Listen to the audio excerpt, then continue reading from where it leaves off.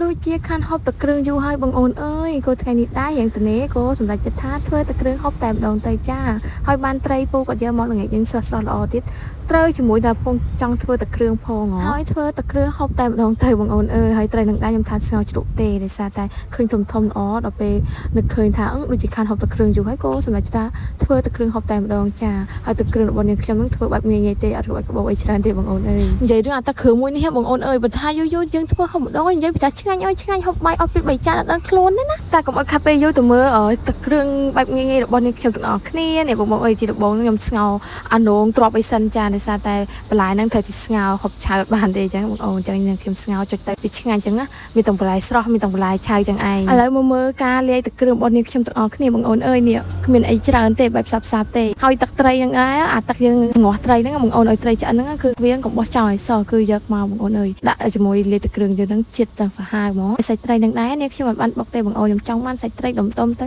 ឆ្ងាញ់អញ្ចឹងបុកទៅវាម៉ត់អត់មានសាច់ត្រីហូបទេលែងថាម៉ត់តែម្ដងតែបើបងដែលអត់ចេះហូបអញ្ចឹងបងអាចបុកសាច់ត្រីជាមួយខ្ទឹមសខ្ទឹមក្រហមដែលលីងហើយហ្នឹងក៏បានដែរបងអូនតែនាងខ្ញុំថ្ងៃត្រង់ហើយក៏នាងខ្ញុំបានបុកខ្ទឹមសខ្ទឹមក្រហមទេគឺខ្ញុំធ្វើបែបសាបធ្វើបែបគ្រួសារខ្ញុំធ្វើអញ្ចឹងតែ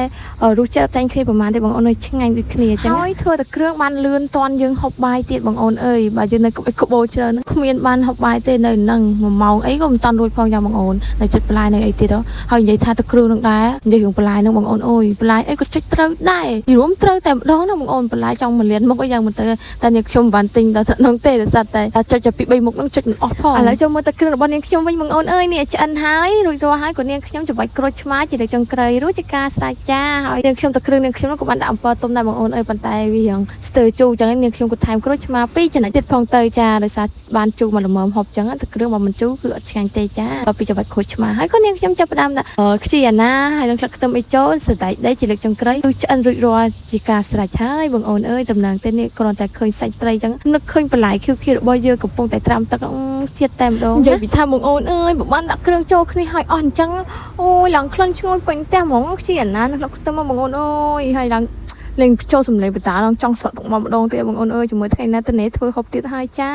ហើយឥឡូវមកងាកមកមើលបន្លែស្រស់យើងវិញបងអូនអើយមានដូចជា4មុខដែរចាស្ពៃក្តោបទ្របហើយនឹងអានងហើយនឹងស្អំនឹងឯងចាបងអូនហើយពីមុនណាខ្ញុំមិនដឹងថាគេហូបស្អំជាមួយទឹកគ្រឿងទេបងអូនអើយទៅមើលឃើញគេហូបដល់ពេលអញ្ចឹងហើយសាកហូបតាមគេមានអីបងអូនអើយនិយាយពីថាឆ្ងាញ់តែម្ដងឥឡូវអត់ស្អំអត់បានទេឲ្យតែធ្វើទឹកគ្រឿងម្ដងអញ្ចឹងហើយសម្រាប់បងណាដែលមិនតបានសាកស្អំជាមួយទឹកគ្រឿងអាចសាកបានបងអូនអើយនិយាយពីថាឆ្ងាញ់តែម្ដងណាតែសាកហើយដឹងតែញ៉ាំដូចខ្ញុំចឹងបងអូនសាក់តទៅធ្វើទឹកគ្រឿងឥឡូវទឹកគ្រឿងរបស់នាងខ្ញុំឆ្អិនរួចរាល់ហើយបងអូនអើយមានទាំងបន្លែស្រស់មានទាំងបន្លែឆៅនិយាយរួម